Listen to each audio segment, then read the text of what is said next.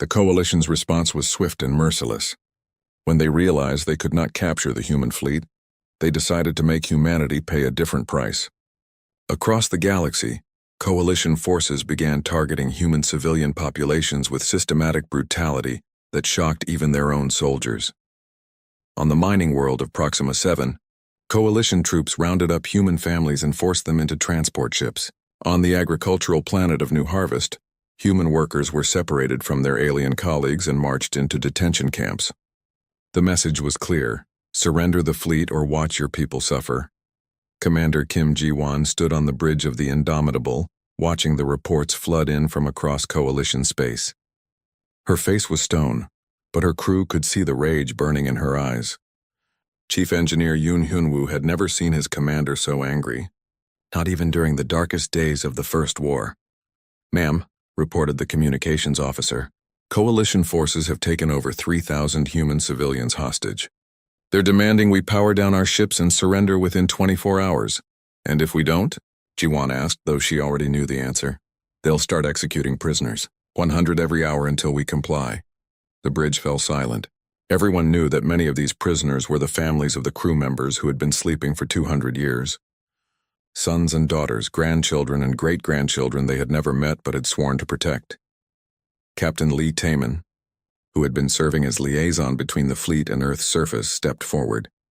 "Commander, there's something you need to know. Something we've been keeping secret even from Aegis 7. Ji-won turned to look at him, surprised. "What do you mean?" "The Coalition thinks the Indomitable and her sister ships are all that's left of human military power," Taemin explained. "But they're wrong. We never stopped building. We never stopped preparing." He activated a hidden console that had been disguised as part of the wall decorations. Suddenly, the tactical displays showed something that made even the experienced crew gasp in amazement. Hidden throughout Earth's solar system were not just the 7 ships they already knew about, but dozens more. "The Luna shipyards have been operating in secret for 150 years, Taemin continued. "The Mars Industrial Complex has been producing weapons and ships behind a holographic disguise. The asteroid belt is filled with hidden bases and manufacturing facilities." Admiral Ryu Jae-won, the fleet's tactical officer, studied the new data with growing excitement. "These ships, they're smaller than the main fleet, but there are so many of them, 63 vessels total, all equipped with the latest technology." "There's more," Taemin said. He touched another control and the display showed Earth itself. But this was not the Earth the Coalition remembered. The planet's surface was covered with defensive installations that had been hidden for decades. Orbital platforms that looked like space stations were actually massive weapons platforms. Even the moon had been turned into a fortress. Engineer Lee Suman, who had been working to unlock the Indomitable's full capabilities, looked up from her station with wonder. "Sir, if these readings are correct, Earth isn't just defended. It's a military fortress that could fight off the entire Coalition fleet." But the best news was yet to come. General Han Dong-wook appeared on the main screen, broadcasting from a command center hidden deep beneath Earth's surface. He was an old man, but his eyes were sharp and determined. "Commander Ji-won," he said with a smile, "it's good to see you awake at last. I have something to show you." The display changed to show space around Earth, but from a different perspective. What the Coalition saw as a peaceful, defeated world was actually the most heavily armed planet in the galaxy. Hidden weapons covered every continent. Orbital defense platforms surrounded the planet like a metal ring. And in the outer solar system, massive ships emerged from camouflaged positions. "We've been busy while you were sleeping," General Han continued. "Every human who served on Coalition ships brought back intelligence. Every human who worked in their factories learned their technology. Every human who cleaned their buildings mapped their weaknesses. For 200 years we've been preparing for this day." Dr. Song Yuna, a scientist who had been studying Coalition biology and technology for decades, appeared alongside the general. "Commander, we know everything about them. Their biology, their psychology, their technology, their culture. We know which species can't fight in cold temperatures, which ones require special atmosphere, which ones have religious taboos that prevent them from fighting on certain days." Major Lim Seojun, emerging from deep cover as a Coalition maintenance worker, added his own report. "We have agents in every major Coalition facility. When you give the word, we can shut down their power grids, disable their communication networks, and neutralize their defensive systems. Commander Jiwan felt a mixture of pride and amazement. While she and her crew had been sleeping, the rest of humanity had been working with the patience and determination that defined their species. They had not just survived, they had thrived in secret. "How many ships do we really have?" she asked. 738 combat vessels, Admiral Ryu reported, studying the updated data, plus over 2,000 support ships, transports, and specialized craft. "We're not just a fleet, Commander. We're a full military force." The Coalition had made a critical error. They thought they were dealing with 7 ships and scattered resistance cells. In reality, they faced the largest and most advanced military force the galaxy had ever seen, one that had been specifically designed to fight and defeat Coalition technology. Captain Bei Minho's voice crackled over the communication system from his position near the Jupiter shipyards. "Commander, my merchant fleet is ready to reveal itself. We've been disguised as cargo haulers for 30 years, but we're actually a battle group with enough firepower to level a planet." Similar reports came in from across the solar system. What the Coalition had dismissed as civilian traffic was actually a massive military network. Cargo ships were revealed to be troop transports. Mining vessels showed their true nature as weapons platforms. Even the tourist ships that carried sightseers to Mars were actually reconnaissance and intelligence-gathering vessels. "They want to play games with civilian lives," Commander G1 said, her voice cold as space itself. "Let's show them what happens when you threaten human families." She opened a communication channel to the Coalition Supreme Council. When the alien leaders appeared on screen, they expected to see a defeated human begging for mercy. Instead, they saw a predator that had been pretending to be prey for far too long. "You have made a mistake," G1 said calmly. "You thought threatening our civilians would make us weak. Instead, you have shown us that you are exactly the monsters we always knew you were. You want to see what human military technology can really do? You're about to find out." The transmission ended, and across the solar system, the greatest military force in galactic history began to move. Ships that had hidden in asteroid fields for decades emerged into the light. Weapons platforms that had been disguised as space stations began charging their weapons. And on Earth itself, a planet that the Coalition thought was helpless began to show its true nature as a fortress world. Dr. Choi Isul, chief scientist of humanity's secret weapons program, activated systems that had been theoretical just hours before. Quantum communication networks allowed instant coordination across vast distances. Advanced shields protected the human fleet from any known weapon. And most terrifying of all, weapons that could disable Coalition faster than light technology began to come online. The Coalition had wanted a war. Now they were going to get one, and they were about to learn why humanity had once ruled the stars.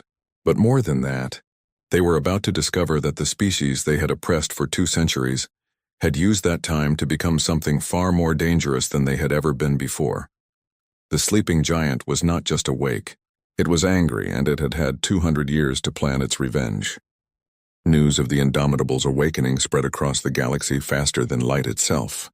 On mining worlds where humans broke rocks with their bare hands, in space stations where humans cleaned the floors for alien masters, and in orbital factories where humans assembled products they would never be allowed to own. People heard the message and remembered what their grandfathers had told them in whispers. On the Coalition world Kepler 442b, Captain Oh Seungmin put down his mining tools and looked up at the artificial sky. He had been waiting his whole life for this moment.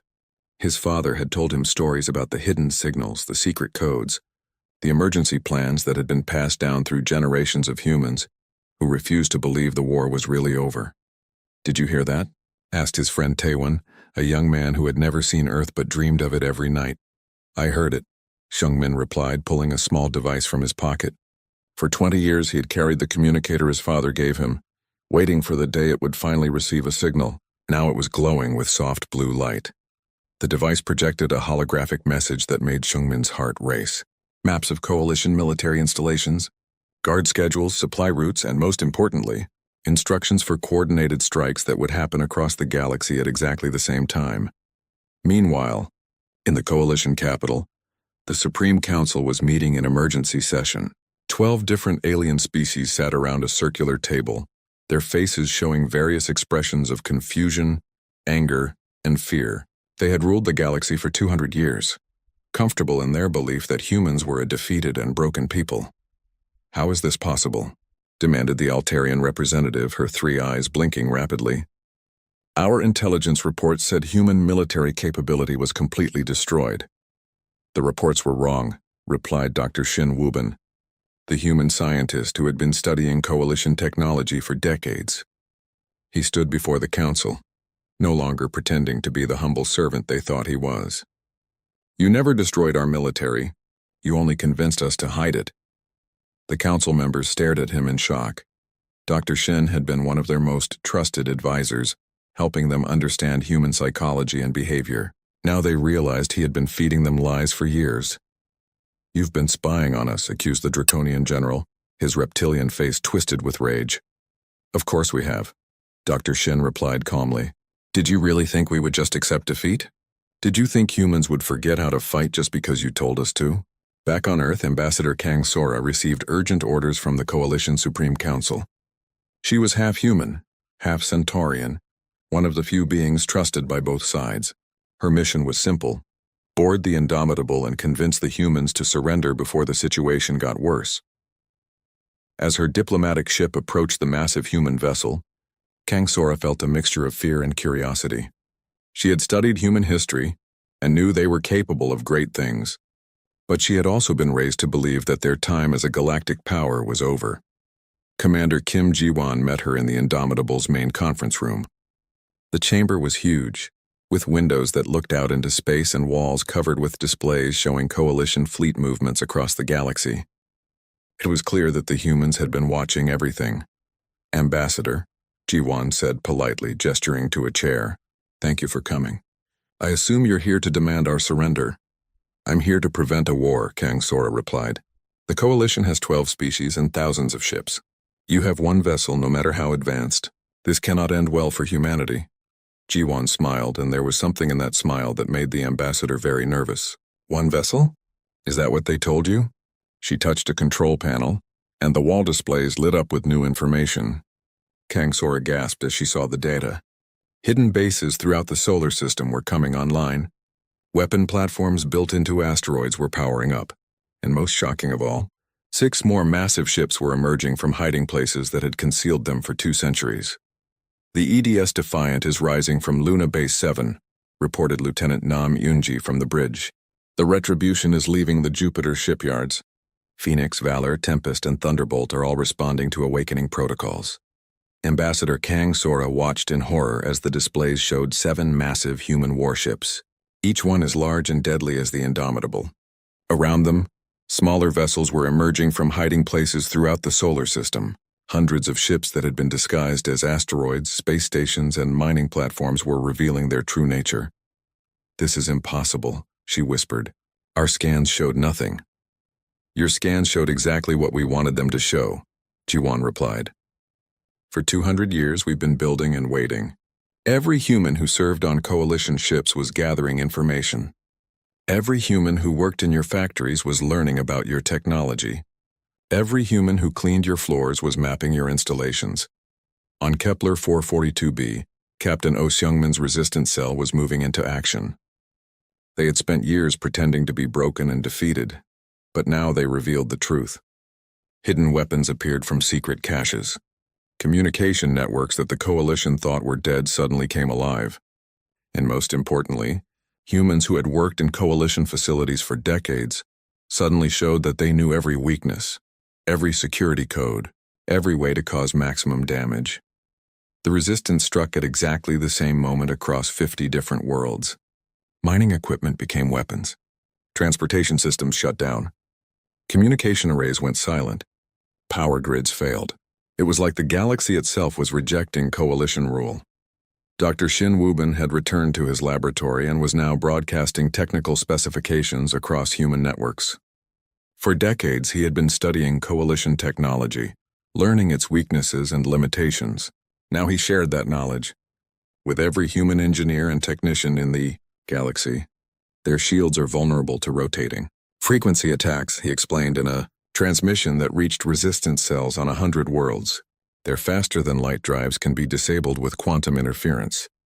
Their weapon systems have a 12-second reload cycle that creates opportunities for counterattack. The Coalition Supreme Council watched their empire begin to crumble in real time. Reports flooded in from across their territory. Human workers were disappearing from critical facilities. Supply lines were being cut. Military installations were under attack from enemies who seemed to know every detail of their defenses. "How long has this been planned?" demanded the Vegan delegate. "Since the day you thought you won the war," Ambassador Kang Sora replied, having returned from her meeting with Commander Jiwon. "They never surrendered. They just convinced you that they had." Back aboard the Indomitable, Commander Jiwon was coordinating the awakening of humanity's hidden military network. Her crew worked with the efficiency of people who had trained for this moment their entire lives. Chief Engineer Yoon Hyunwoo was bringing more systems online every hour, revealing capabilities that the Coalition had never imagined humans possessed. "Ma'am," reported the communications officer, "we're receiving confirmations from all 7 fleet groups. The Terran Defense Network is fully operational." Jiwon nodded, looking out at the stars where Coalition ships were scrambling to respond to crises across their empire. "Send a message to the Coalition Supreme Council. Tell them we're ready to discuss terms." "What terms?"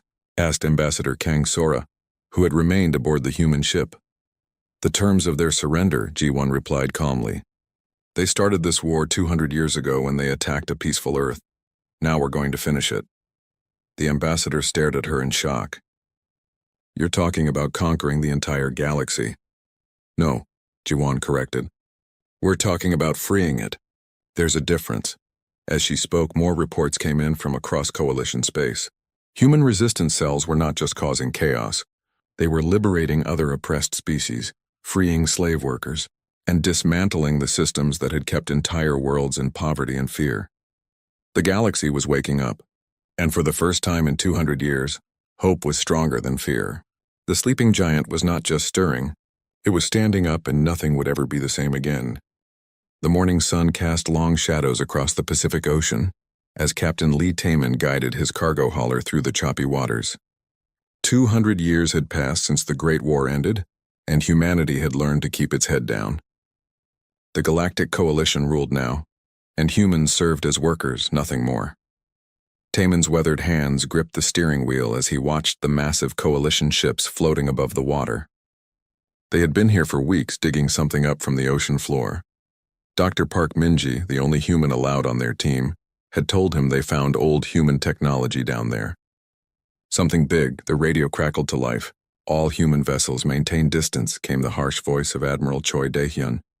Taman knew that voice well.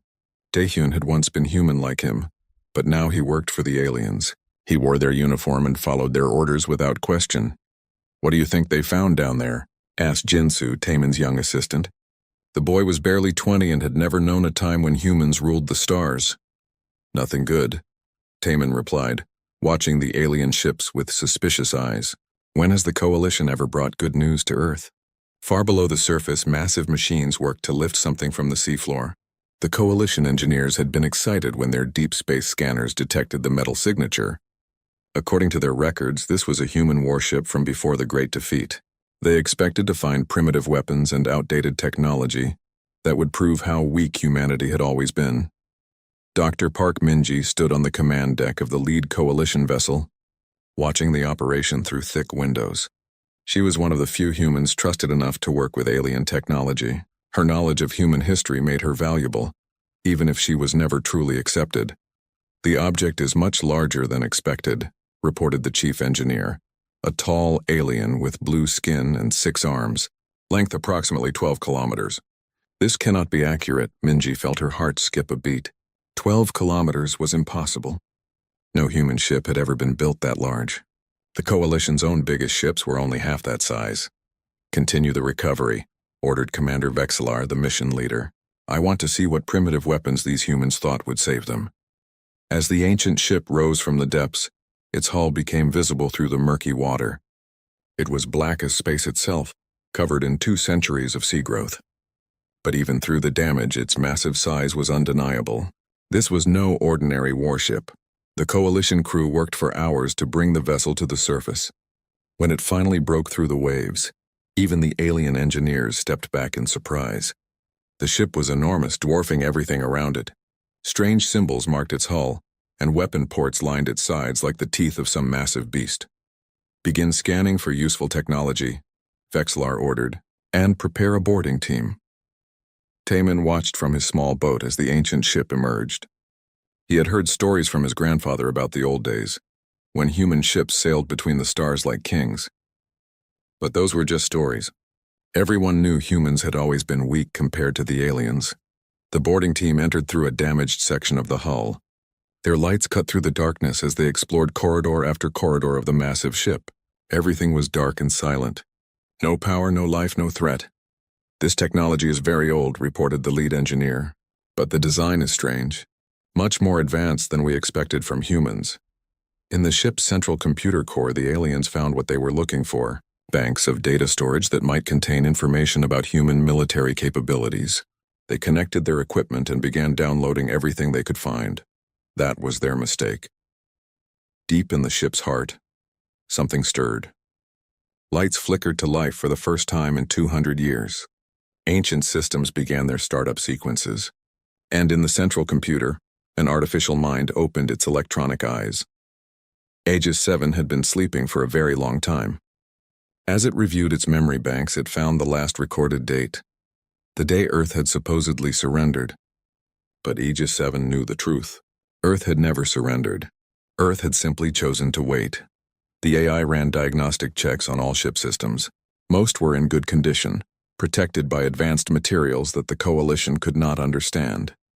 The crew was still alive, sleeping in special chambers designed to keep them safe for centuries. Everything was ready. But first, Aegis 7 needed to confirm that the time had come. It sent out a careful signal on an old Earth defense frequency, one that only former military personnel would recognize. On his cargo hauler, Taman's old military radio suddenly came to life. He had kept it hidden for years, though he never expected to hear anything on it again. The signal was weak but clear. "This is Aegis 7 calling any Earth defense personnel. Authorization required for full awakening protocol." Taman's hand shook as he reached for the radio. He had not heard that call sign in 200 years. Every Earth defense officer knew about Aegis 7. It was supposed to be a legend, a story told to keep hope alive during the darkest days. "Aegis 7, this is Captain Lee Taman, service number 7749. I thought you were just a story." "Negative, Captain. I am very real. Report current status of Earth Defense Forces." Taman looked around at the Coalition ships surrounding the ancient vessel. "There are no defense forces left, Aegis 7. We lost. The war ended 200 years ago." "Incorrect, Captain. The war was never finished. Please report to these coordinates for briefing. Time to show the galaxy what humanity can really do." As Taman stared at the coordinates on his screen, he felt something he had not felt in years. Hope. Real hope that maybe, just maybe, the stories his grandfather told were more than just stories. Above them, the Coalition engineers continued their work, unaware that they had just awakened something far more dangerous than they could imagine. The sleeping giant was stirring, and the galaxy was about to learn a lesson it would never forget. Dr. Park Minji watched the readouts with growing concern. The ship's power levels were rising, and systems that should have been dead for centuries were coming online. She tried to warn Commander Vexlar, but he was too focused on the data they were downloading. "Sir, I think we should evacuate the boarding team," she said urgently. "Nonsense," Vexlar replied. "It is just an old human ship. What possible threat could it pose?" He was about to find out. The water around the massive ship began to churn and boil as ancient engines came to life. 200 years of ocean growth fell away like old skin as the vessel's hull started to glow with internal power. The Coalition boarding team found themselves running through corridors that were suddenly filled with light and the hum of active machinery. "All teams, evacuate immediately," Commander Vexlar shouted into his communicator, but it was too late. The ship was rising from the water, carrying the alien soldiers with it. Captain Lee Taman watched in amazement as the EDS Indomitable lifted itself from the ocean. Water poured from its hull in great waterfalls as it rose higher and higher. The ship was beautiful and terrible. 12 kilometers of black metal and hidden weapons pointing toward the sky. "My God," whispered Jinsu, his young assistant. "It's real. The stories were all real. Inside the ship, something wonderful and terrifying was happening. In a section deep within the vessel's heart, rows of special sleeping chambers began to open. White mist poured out as the temperature rose, and after 200 years, the crew of the Indomitable started to wake up.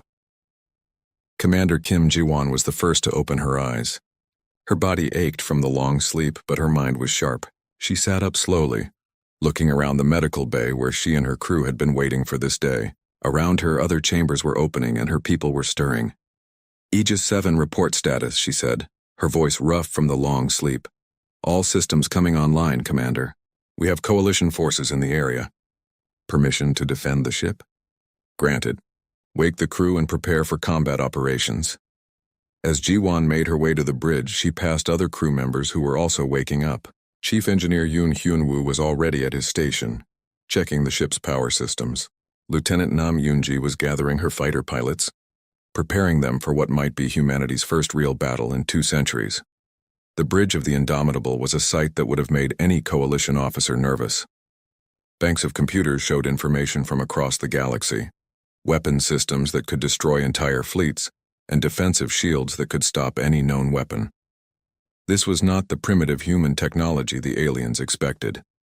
Commander, reported the navigation officer, we have 30 coalition ships surrounding us. They are demanding our surrender, Ji-won smiled coldly. Open a channel. On the coalition command ship, Admiral Choi Dae-hyun appeared on the main screen. His face was older now, marked by years of service to the aliens. But Ji-won remembered him from the old days when he had been a proud Earth defense officer. Dae-hyun, she said sadly, look what they have made you become. Commander Ji-won? Dae-hyun's face went pale. That's impossible. You died in the war. Everyone from the Indomitable died. We were never dead, old friend. We were just waiting for the right time to show the galaxy what humanity can really do. You have to surrender, Dae-hyun said desperately. You're outnumbered 30-1. These people will destroy Earth if you resist. Let them try, Ji-won replied. Aegis 7, launch all fighters and prepare main weapons. It's time to remind the galaxy why they feared us. The hangar bays of the Indomitable opened, and something emerged that made the coalition fleet freeze in terror. Human fighter craft, but not like any they had seen before. These ships moved like living things, dancing between the coalition vessels with impossible speed and grace. Lieutenant Nam Yoon-ji led her squadron with deadly precision. Her fighters' weapons cut through the alien ship's shields like they were made of paper. The coalition had grown comfortable fighting humans with primitive weapons. They were not prepared for technology that was 200 years more advanced than anything they had. All coalition ships, this is your final warning, Commander Ji-won broadcast on all frequencies. Leave this system immediately or face the consequences. Commander Vexillar, still trapped aboard the Indomitable with his boarding team, answered with typical alien arrogance. One human ship cannot defeat the combined might of the coalition. Attack. The coalition fleet opened fire with everything they had. Energy beams and missiles filled the space around the Indomitable, enough firepower to destroy a small moon. But when the light faded, the human ship was still there, protected by shields that seemed to bend reality itself. Our turn, Ji-won said quietly. The Indomitable's main weapons fired once, just once. The energy beam that emerged was like a sword of pure light cutting through space itself. It struck the lead coalition ship and passed completely through it, then through the ship behind it and the ship behind that. 3 vessels simply ceased to exist. The remaining coalition ships tried to retreat, but Nam Yoon-ji's fighters were everywhere. They moved too fast to target, struck too hard to survive, and showed a level of coordination that suggested they were sharing thoughts. Within 12 minutes, 25 coalition ships were destroyed or disabled. Only 5 managed to escape into hyperspace. Captain Taemin had watched the entire battle from his small boat. When it was over, he received another message from Aegis 7. Captain Taemin, please dock with the Indomitable. Commander Ji-won wishes to speak with you. As Taemin's small ship was brought aboard the massive vessel, he felt like he was entering a temple. The hangar bay was huge, filled with fighter craft that looked like they had been designed by angels and built by demons. Human crew members moved with purpose and efficiency, preparing for whatever came next. Commander Ji-won met him at the airlock. She was a small woman, but her presence filled the room. Behind her stood Chief Engineer Yoon Hyun-woo and other officers that Taemin recognized from the history books. Captain, G1 said. Tell me about the last 200 years. Tell me what they did to our people. As Taman told his story, G1's face grew darker. She learned about the human labor camps, the restrictions on human technology, the way Earth's children had been scattered across the galaxy as servants and workers. By the time he finished, her hands were clenched into fists. They made a mistake, she said quietly. They thought defeating us once meant they had won forever. They thought humans would stay beaten. They were wrong. Commander, Chief Engineer Yoon reported. I've analyzed the Coalition technology from their disabled ships. They haven't advanced much in 200 years. They've grown lazy and comfortable. Good, Jiwon replied. Aegis 7, send a message on all human frequencies, every channel we know. Use the old codes. Across the galaxy, on 1,000 different worlds, humans working in alien factories and serving in alien homes suddenly heard something they thought was gone forever. The sound of Earth calling her children home. This is Commander Kim Ji-won of the Earth Defense Ship Indomitable. The rumors are true. We never surrendered. We were never defeated. We have been waiting, and now the waiting is over. To every human in Coalition space, remember who you are. Remember where you came from. Earth needs you. The message was broadcast on frequencies the Coalition had thought were dead. But humans had kept the old radios hidden, passed down through families like precious treasures. Now those radios came alive with the voice of hope. Dr. Park Min-ji, still aboard the Coalition command ship, listened to the broadcast with tears in her eyes. For the first time in her life, she felt proud to be human. The galaxy held its breath, waiting to see what would happen next. The sleeping giant was fully awake now, and it was very, very angry. The galaxy erupted into chaos as the true scope of humanity's preparation became clear. On 1,000 different worlds, humans who had spent their lives pretending to be broken and defeated suddenly revealed themselves as highly trained soldiers, engineers, and intelligence operatives. The Coalition's empire began to crumble from within as their most trusted workers turned out to be their greatest enemies. Captain Bae Minho commanded what the Coalition had believed was a simple merchant convoy carrying supplies between star systems. For 30 years, his ships had been regular visitors to Coalition military bases, delivering food, equipment, and spare parts without ever raising suspicion. The aliens had grown so comfortable with his presence that they barely bothered to scan his vessels anymore. That was their fatal mistake. All ships, drop the disguise, Minho ordered from the bridge of his flagship. Around him, his crew worked with the precision of people who had been preparing for this moment their entire lives. The transformation was incredible to watch. External panels fell away to reveal massive weapon systems. Cargo holds open to show fighter bays filled with advanced combat craft. Engines that had seemed designed for slow, careful hauling suddenly showed their true nature as military-grade propulsion systems capable of incredible speed. Within minutes, Minho's merchant fleet had become a battle group with enough firepower to destroy an entire Coalition task force. The 3 Coalition cruisers that had been escorting them found themselves facing enemies that knew every detail of their ships, capabilities and weaknesses. This is impossible, transmitted the Coalition commander. You're just cargo haulers. We're whatever we need to be, Minho replied as his weapons tore through the alien ship's shields like paper. That's what makes us human. Dr. Song Yuna, working from her hidden laboratory on Mars, had spent 40 years studying Coalition biology and psychology. Every species in the Coalition had weaknesses, and she had cataloged them all. The Altarians could not fight effectively in strong light. The Draconians became sluggish in cold temperatures. The Vegans had religious restrictions that prevented them from using certain weapons. Attention all human forces, she broadcast across the quantum communication network. I'm transmitting complete tactical profiles for all Coalition species. Use this information to maximum advantage. Her data included not just biological weaknesses, but psychological ones as well. She knew which species were naturally aggressive and which preferred to retreat when faced with superior force. She knew which alien commanders were likely to take risks and which would play it safe. Most importantly, she knew how to make them fight each other instead of working together.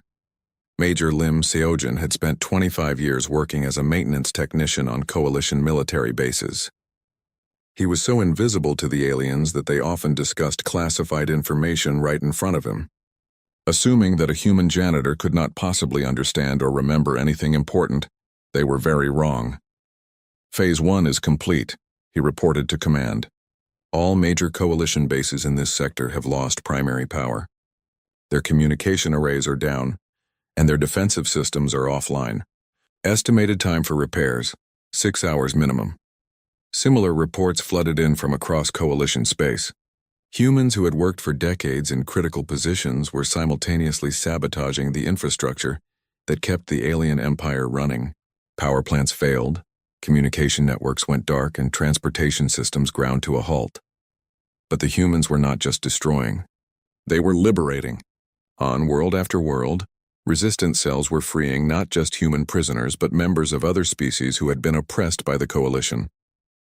The Greys of Zeta Reticuli, the crystalline beings of Vega 4, the plant-based chlorophytes of Kepler 438b, all had suffered under coalition rule, and all welcomed their human liberators. Commander Kim Ji-won watched the reports from the bridge of the Indomitable with satisfaction. This was not just a human revolution, it was a galactic awakening. Species that had been forced to serve the coalition were remembering their own strength and dignity. "Ma'am," reported the tactical officer, "we're receiving surrender requests from 17 coalition governors." "They're asking for terms." "No terms," Ji-won replied firmly. "Unconditional surrender or continued resistance. Those are their only choices." The Coalition Supreme Council was in complete panic. In less than 72 hours, they had lost control of over half their territory. Worse, they were discovering that the humans had been systematically infiltrating their government for decades. Trusted advisors were revealed as spies. Long-serving technicians turned out to be saboteurs. Even some of their own military officers were exposed as human sympathizers. "How is this possible?" demanded the draconian general, his reptilian features twisted with rage and confusion. "We had complete intelligence networks. We monitored all human activities." "You monitored what we wanted you to see," Dr. Shin Wubin replied calmly. He had dropped all pretense now, standing before the council as a proud representative of Earth rather than a humble servant. "For 200 years, every human in coalition space has been gathering intelligence, mapping your defenses and preparing for this day." The scope of the deception was staggering. Human children had been raised from birth to play specific roles in the long-term plan. Families had maintained cover identities for generations, passing down mission objectives like family traditions. An entire civilization had spent 2 centuries pretending to be defeated, while actually preparing for the greatest military operation in galactic history. Captain Oh Sung-min, leading the resistance on Kepler 442b, had captured the planet's main spaceport and was using it to evacuate human civilians to safety. But he was also doing something more important. He was broadcasting the truth about coalition rule to species across the galaxy. "For 200 years, you've been told that the coalition brings peace and prosperity," he transmitted on all frequencies. "But look around you. Look at the slave camps, the forced labor, the brutal suppression of any species that dares to ask for freedom. This is not peace. This is tyranny." His message was reinforced by others across the galaxy. Humans who had worked in coalition propaganda departments revealed the lies they had been forced to spread. Journalists exposed the cover-ups and atrocities that had been hidden from the galactic public. Scientists shared data showing how coalition policies had devastated entire ecosystems and destroyed ancient cultures. The truth was spreading faster than the coalition could contain it, and with each revelation, more species began to question their loyalty to the alien empire. Fleet Admiral Park Jin-woo emerged from the hidden command center beneath Earth's surface, finally revealing himself after decades of secret planning. He was the true commander of humanity's military forces, the man who had coordinated the greatest deception in galactic history. "Citizens of Earth," he broadcast to the planet below, "the time of hiding is over. Today we take our place among the stars once again, not as conquerors but as liberators, not to build an empire, but to restore freedom to the galaxy." As he spoke, the full scope of Earth's transformation became visible. The planet that the coalition had dismissed as a defeated agricultural world revealed itself as the most heavily fortified position in known space. Weapons installations rose from hidden underground facilities. Orbital platforms that had been disguised as civilian space stations showed their true nature as military fortresses. Dr. Choi Ai-sol activated the quantum disruption field that had been her life's work. Across the galaxy, coalition ships suddenly found their faster-than-light drives failing. They were trapped in whatever system they happened to be in, unable to retreat or call for reinforcement from distant fleets. All coalition forces, Commander G1 broadcast on all frequencies. You are surrounded and outgunned. Your faster-than-light capability has been neutralized. Your supply lines have been cut. Your command structure has been compromised. Surrender now, and you will be treated with the mercy you never showed us. The response was immediate and overwhelming. Coalition ships across the galaxy began transmitting surrender codes. Local governors abandoned their posts. Military commanders laid down their weapons rather than face the full might of humanity's revealed strength. But some coalition forces refused to surrender. The core worlds populated by the species that had founded the original alliance decided to make a final stand. They gathered every available ship and began the journey toward Earth, determined to destroy the source of human power once and for all. Commander G1 smiled as she watched their approach on the tactical displays. "Let them come," she said quietly. "It's time to show the galaxy what humans can do when we stop holding back." The greatest space battle in galactic history was about to begin, and for the first time in 200 years, humanity would be fighting with all its strength revealed. The children of Terra were coming home, and nothing would ever be the same again.